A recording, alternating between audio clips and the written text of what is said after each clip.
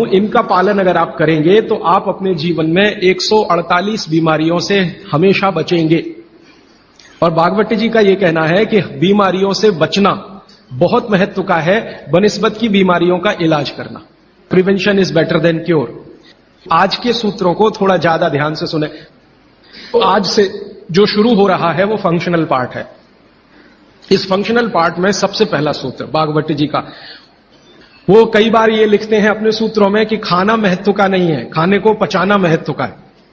क्योंकि भोजन पचेगा तो रस बनेगा, उसी रस में से मांस, मज्जा, रक्त, मल, मूत्र, वीर्य, मेद ये सब बनेगा, अस्थियां बनेंगी और वही आपके शरीर के लिए आगे जीवन में काम आएंगे। पहला सूत्र भोजनांते विषम वारी। इसका सीधा सा अर्थ है भोजन के अंत में पानी पीना विष पीने के बराबर है। सूत्र यह है भोजन अंते माने भोजन के अंत में, भोजनांते विषम वारी। विष समझते हैं आप जहर, जहर जैसा क्या है? पानी। सूत्र उतना ही है। समझने के लिए मैं आपको बहुत उदाहरण दूंगा ताकि आप जल्दी पता कर पाए। भागवत जी ने एक सूत्र में यह कहा है कि हमारा जो शरीर है इसका जो मुख्य स्थान पेट है, इसमें एक स्थान होता है पेट के अंदर, नाभि, लेफ्ट साइड में, नाभि से थोड़ा ऊपर जहां मेरा हाथ रखा हुआ है, इस स्थान को कहते हैं जठर। संस्कृत में कहते हैं जठर, हिंदी में कहते हैं आमाशय, अंग्रेजी में चाहे तो एपिगैस्ट्रिकम। भागवत जी कहते हैं कि इसमें अग्नि प्रदीप्त होती है। जठर अग्नि, जठराग्नि। और भोजन जो कुछ भी आप करते हैं वो पहले जठर में ही जाता है। यह है महत्व की बात।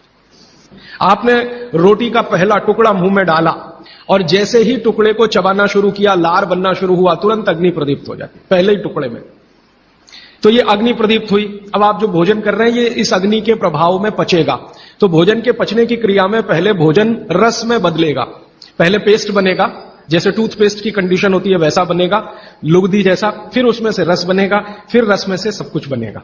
अब ये अग्नि भोजन को पचा रही है और आपने भोजन पूरा करते ही पानी पी लिया, गट गट गट गट गट गट, तो क्या हुआ? अग्नि शांत हो जाएगी। अग्नि का पानी से मेल नहीं है, दुश्मनी है। तो आपके पेट में खाना खाते ही अग्नि जल रही है। अब आपने पीछे से गिलास, 2 गिलास पानी पी लिया। कोई लोग तो लोटा भर के पी लेते हैं, कई लोग तो भोजन से ज्यादा पानी पी लेते हैं। तो फिर भागवत जी कहते हैं भोजन पचेगा नहीं, वो सड़ेगा। वो कहते हैं कि भोजन अगर सड़ना शुरू हुआ तो सबसे पहले गैस बनेगी, वायु बनेगी, और ये वायु आपकी जिंदगी हराम कर देगी। और ये वायु की तीव्रता जब बढ़ेगी तो गले में जलन होगी, छाती में जलन होगी, पेट में जलन होगी।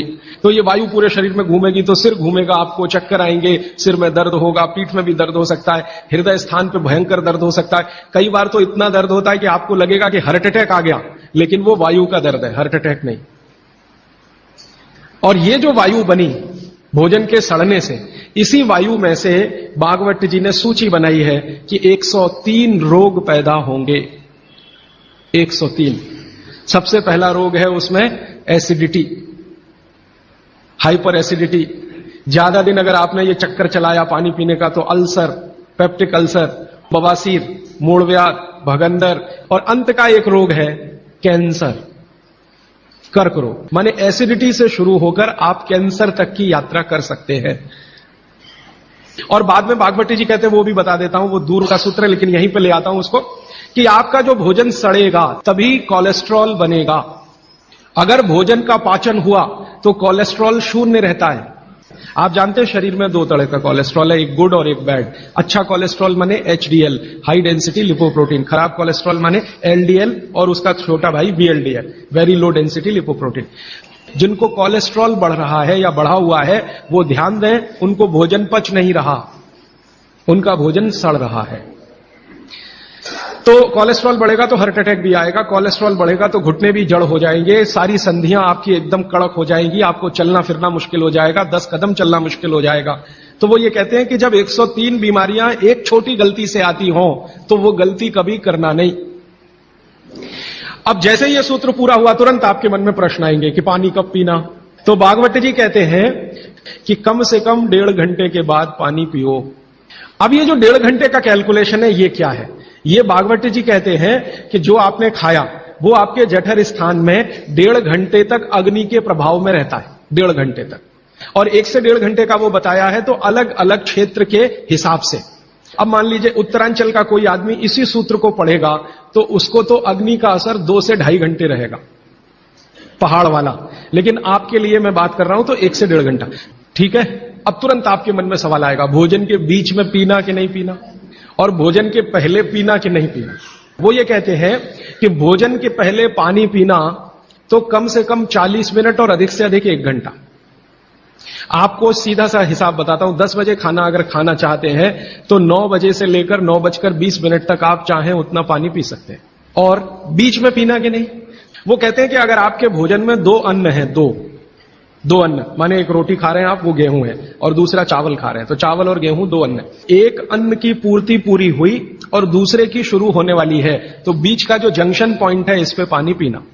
मतलब इसका सीधा है, रोटी पूरी हो गई, अब आप चावल खाने की तैयारी कर रहे हैं, तो रोटी खाने के बाद चावल खाने से पहले आप जरूर पानी पीना, लेकिन मात्रा कितनी, तो वो कहते हैं 2 या 3 घूंट, इतना ही। उसके बाद जब दूसरा अन्न आपने शुरू कर दिया फिर नहीं, फिर तो पूरा आप भोजन ही करके उठिए। अब आप भोजन कर लिया तो गला साफ करने के लिए थोड़ा 1-2 घूंट और पी लेना, गला साफ करने के लिए। अब आपके मन में तुरंत एक प्रश्न आएगा कि भोजन के अंत में क्या पीना, फिर पानी तो नहीं पीना, 1.5 घंटे तक तो नहीं पीना, तो कुछ पी सकते हैं। तो भागवत जी ने 3 चीजें बताई हैं, उसके लिए पूरा सूत्र लिखा है कि भोजन के अंत में सबसे अच्छी चीज जो पीने के लिए है वो है छाछ, वो है मट्ठा, दही का तक्रम। लस्सी पीने के लिए नहीं कह रहे, मक्खन रह गया तो वो लस्सी, तक्रम की बात है। दूसरी सबसे अच्छी चीज उन्होंने बताई है वो है दूध, और तीसरी सबसे अच्छी चीज बताई है फल का रस। जिस मौसम में जो फल आता है उसका रस, माने मौसम के विरुद्ध के फल नहीं। आज का मौसम आम का नहीं है तो आम का रस अभी पिए तो नहीं चलेगा, तो आप ये कहें कि कोल्ड स्टोरेज से लाया हुआ संतरा और उसका रस निकाला या मौसम्मी का रस, ये सर्वनाश करेगा, सत्यानाश नहीं, सर्वनाश करेगा।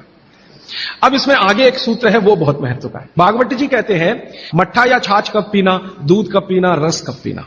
तो सुबह के भोजन के बाद जूस, भागवत जी ने नाश्ता शब्द कहीं नहीं इस्तेमाल किया है, सुबह का भोजन आप उसको नाश्ता कैसे, दोपहर के भोजन के बाद मट्ठा और रात के भोजन के बाद दूध।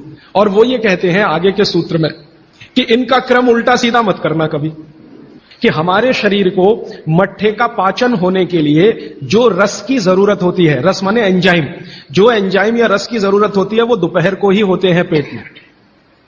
इसी तरह हमारे शरीर में दूध का पाचन होने के लिए जो रस की जरूरत पड़ती है या एंजाइम की जरूरत पड़ती है वो सूर्यास्त के बाद ही होते हैं, और जो रस और एंजाइम की जरूरत जूस पचाने के लिए है वो सुबह ही होते हैं।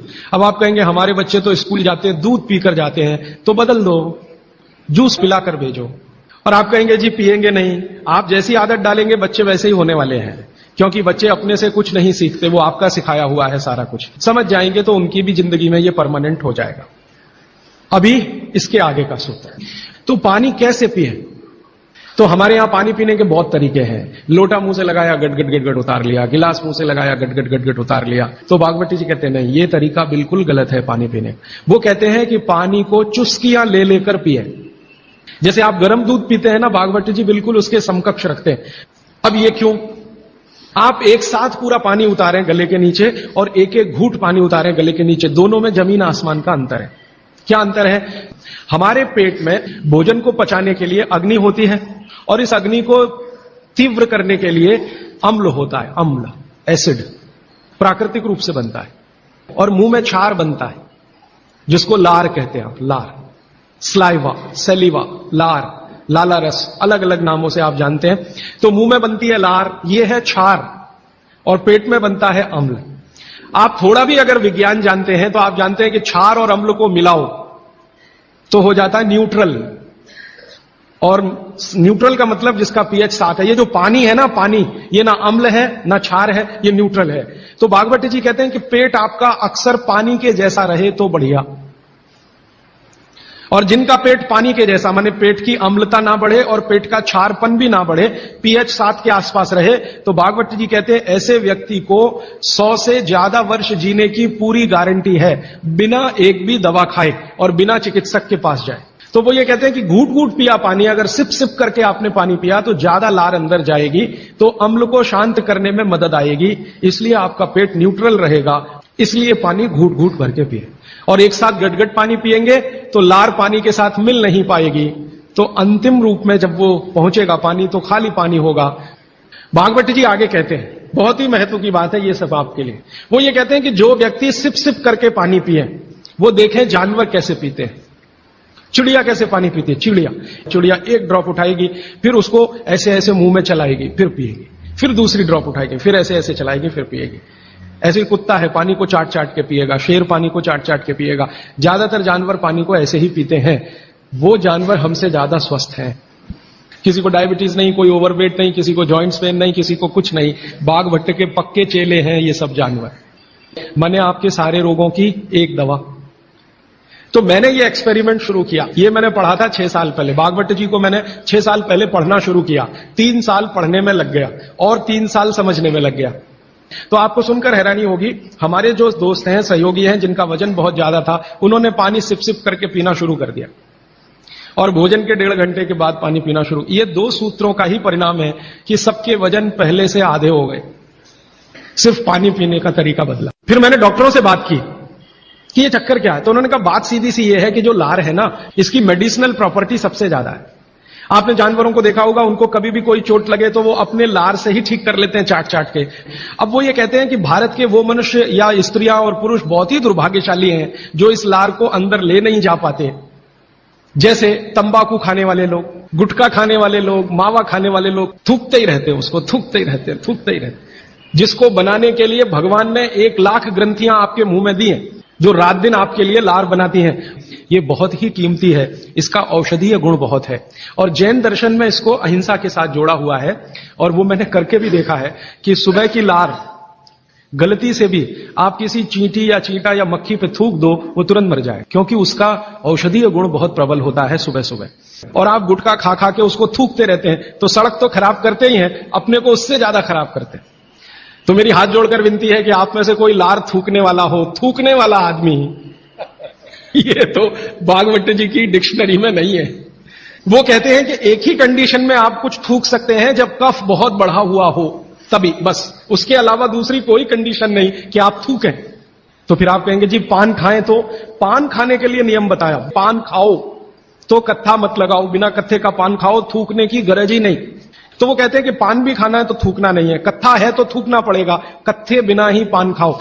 पान तो पित्त और कफ दोनों का नाश करता है और चूना वात का नाश करता है। तो वो कहते हैं कि पित्त और कफ का नाश कर दिया पान ने, चूने ने कर दिया वात का, तो वात पित्त कफ तीनों ही संतुलित हैं, तो पान खाके तो जिंदगी भर निरोगी रह सकते। ठीक है, अब आगे चलता हूं। आगे का एक सूत्र है भागवत जी का कि पानी कभी भी पिए तो ठंडा ना पिए। कैसा पानी पिए जी? गुनगुना पानी पिए। कभी भी पानी की गर्मी शरीर के तापमान के ऊपर ना हो, ऐसा पानी पिए, गुनगुना ही पानी पिए। क्यों? अभी मन में प्रश्न आएगा क्यों? हम तो जी ठंडा पानी पीते हैं, फ्रिज का पानी पीते हैं, बर्फ डाला हुआ पानी पीते हैं। जिसका जैसा गुण है वही तो करेगा ना। बर्फ का गुण है ठंडा करने का, तो बर्फ डालकर पानी में आप पी रहे हैं, तो बर्फ का गुण वो पानी में आ गया। अब पानी आपके पेट को ठंडा करेगा। अगर पानी ने पेट को ठंडा किया तो, क्योंकि शरीर के सारे ऑर्गन पेट से ही जुड़े हुए हैं, चाहे वो आपका हार्ट हो, चाहे किडनी हो, चाहे लीवर हो। और अगर शरीर ठंडा हो गया तो जय राम जी की, जाइए यमराज के पास। तो कभी भी ठंडा पानी ना पिए, एक विश्लेषण। दूसरा विश्लेषण कि अगर पानी आपने ठंडा पिया तो तुरंत पेट उस पानी को गर्म करने पर लगेगा, तो पानी को गर्म करने के लिए उसको अतिरिक्त ऊर्जा की जरूरत पड़ेगी और अतिरिक्त ऊर्जा उसको रक्त में से आएगी, तो शरीर के सब हिस्सों का रक्त पेट की तरफ जाएगा। उसने बाकी हिस्सों में रक्त की कमी कर दी और ये कमी हर समय ऐसे ही आती रहे, आप ऐसे ही ठंडा पानी पीते रहे, ऐसे ही कमी आती रहे, पीते रहे, कमी आती रहे, तो एक दिन वो अंग काम करना बंद कर देंगे, क्योंकि उनको रक्त की सप्लाई कम हुई है। और वो अंगों ने काम करना बंद किया तो ब्रेन हेमरेज हो गया, पैरालिसिस हो गया, हार्ट अटैक हो गया। तो ये सारी बीमारियों को क्यों बुलाते हैं ठंडा पानी पी के? मैंने उन लोगों को देखा जो चिल्ड वाटर पीते हैं, वो सवेरे सवेरे अगर संडास घर में गए टॉयलेट में तो 1-1 घंटे बाहर नहीं निकलते, कभी कभी तो 2-2 घंटे नहीं निकलते, बैठे ही रहते अंदर। उनको पूछो भाई क्या कर रहे थे 2 घंटे टॉयलेट रूम में? कहते हैं जी न्यूज़पेपर पढ़ रहे थे, मैगजीन पढ़ रहे थे। क्यों पढ़ रहे थे? तो कहते हैं टॉयलेट आती ही नहीं, माने स्टूल पास होता ही नहीं, संडास होती ही नहीं, उतरती नहीं, तो क्या करें। और वो बेचारे वहां बैठे बैठे कई बार इतने परेशान हो जाते हैं कि तरह तरह की आवाजें निकालते हैं, फिर भी नहीं आती। फिर वो गाना गाते हैं, मेरे सपनों की रानी कभी आएगी, वो आती नहीं है। और कभी कभी जब बहुत ज्यादा परेशान हो जाते हैं ना, तो एक गाना गाते हैं, एक बार आजा आजा आजा, वो तब भी नहीं आती। ये है समस्या कि जो लोग बहुत ठंडा पानी पिएंगे उनको एक बीमारी है, वो है कॉन्स्टिपेशन, कब्जियत, कोष्ठबद्धता, बद्ध कोष्ठ होना। कॉन्स्टिपेशन का मतलब आपकी जो इंटेस्टाइन है ना, लार्ज इंटेस्टाइन, वो एकदम ऐसी संकुचित हो गई। तो अगर आपकी लार्ज इंटेस्टाइन ऐसी हो गई तो आपकी जिंदगी भी ऐसी ही हो जाएगी। फ्रिज का रखा हुआ पानी ना पिए, बर्फ डाला हुआ पानी ना पिए, आइसक्रीम कभी भी ना खाएं, तो गर्म भोजन और ठंडी आइसक्रीम कभी ना खाएं। अक्सर मैं शादियों में, बारातों में जाता हूं तो वहां मैंने देखा है कि भोजन गर्मा गर्म कराएंगे, अंत में आइसक्रीम जरूर खिलाएंगे। सर्वनाश, बुला बुला के हमारा सत्यानाश करते हैं। न मरो तो जल्दी मर जाओ। ऐसा आजकल आतिथ्य इस देश में चल रहा है। पहले कहते थे अतिथि देवो भव, अभी अतिथि दुश्मन भव। अभी चौथा सूत्र, आज का आखिरी सूत्र।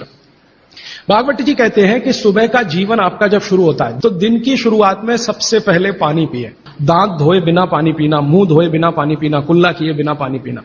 कारण उसका यह है कि रात भर जब आप सो रहे थे तो शरीर की सारी क्रियाएं तो शिथिल हो जाती हैं, लेकिन ये लार बनने की क्रिया ज्यादा शिथिल नहीं होती, ये चालू रहती है।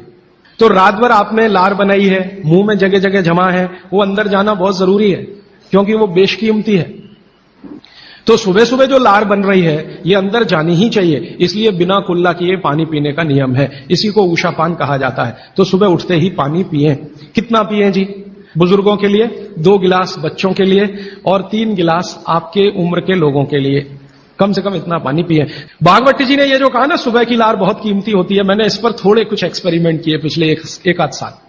बहुत सारे कुछ पेशेंट ऐसे हैं जिनको डायबिटीज है, और डायबिटीज की कंडीशन में आप जानते हैं कि कोई घाव हो जाए, घाव तो जल्दी भरता नहीं। मैंने उनको दवाएं बंद किया होम्योपैथी का। फिर मैंने कहा भैया, भागवत जी ने कहा कि सुबह की लार बहुत कीमती है, तुम ऐसा करो सुबह उठते ही जो लार है ना उसको लगाओ तुम्हारे घाव पे, और आप देखेंगे चमत्कार।